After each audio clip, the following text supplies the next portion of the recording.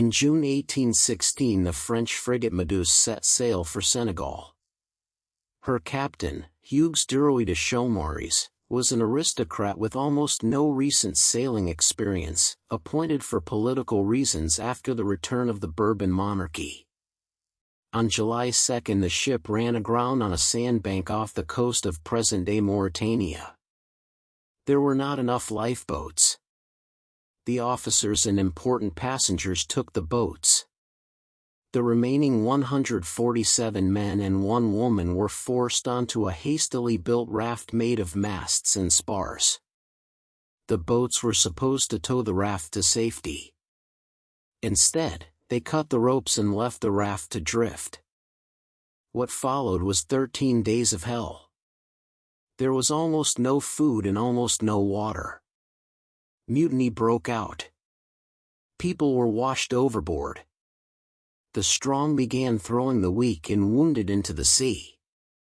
By the fourth day, some of the survivors had begun to eat the dead. When the brig Argus finally found the raft on July 17, only 15 men were still alive. 5 of them died soon after rescue. 2 survivors, the surgeon Henri Savigny and the engineer Alexandre Carrerd, later published a detailed account. It caused a national scandal in France. The young painter Théodore Géricault was only 27 when he decided to turn this horror into art. He interviewed the survivors. He built a precise scale model of the raft. He went to hospitals and morgues, studying the color and texture of dead and dying flesh. He even brought severed limbs and a severed head into his studio to observe their decay. He shaved his head so he would not be tempted to leave his work. For months he lived only for this painting. The result was a canvas more than 7 meters wide, a monumental vision of human suffering and fragile hope. Géricault chose the moment when the survivors first see a ship on the horizon. Most of the figures are still in despair. Only a few rise up, waving desperately. At the highest point of the pyramid of bodies stands a black man, a model known as Joseph, waving a piece of cloth. This was a radical choice in 1819.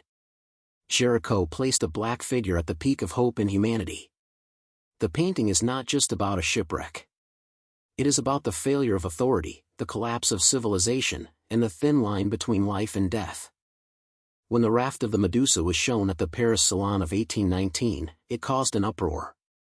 Critics attacked it as ugly, political, and indecent. Supporters saw it as a modern masterpiece of romanticism. The painting was too large, too dark, too real. It refused to flatter power. It showed the consequences of incompetence and privilege. Géricault never fully recovered from the intensity of the work.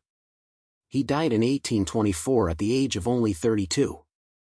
More than 200 years later, the raft of the Medusa still feels modern. It is not a heroic history painting. It is a raw document of human extremity. We see the dead and the nearly dead. We see hope rising from a mountain of suffering. We see the moment when survival becomes both a victory and a moral question. Géricault forced the viewer to look at what polite society preferred to ignore. Today the painting hangs in the Louvre. Millions walk past it every year. Few know the full story of the real raft, the real cannibalism, and the young artist who almost destroyed himself to paint the truth. The raft of the Medusa remains one of the greatest images of human desperation. And of the fragile, stubborn hope that refuses to die. Subscribe if you want the stories paintings never tell themselves.